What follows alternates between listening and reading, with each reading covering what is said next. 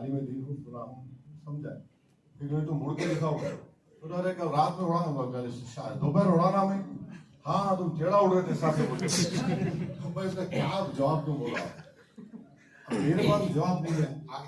मैं घर में नहीं बैठ सकता जब तक अल्लाह मेरे को जिंदा रखा, मेरा सेहत साथ में, मैं जिद्दी आदमी और इलेक्शन लड़ूंगा।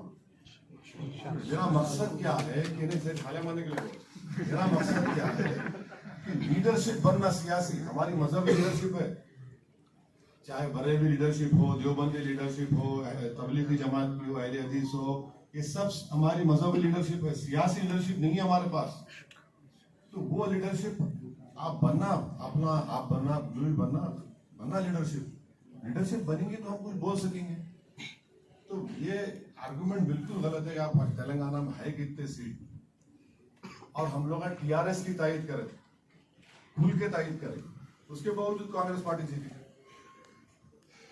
हम तो खड़े रह के बोले इनको हराओ, टीआरएस तोड़ दो, क्यों बोले थे?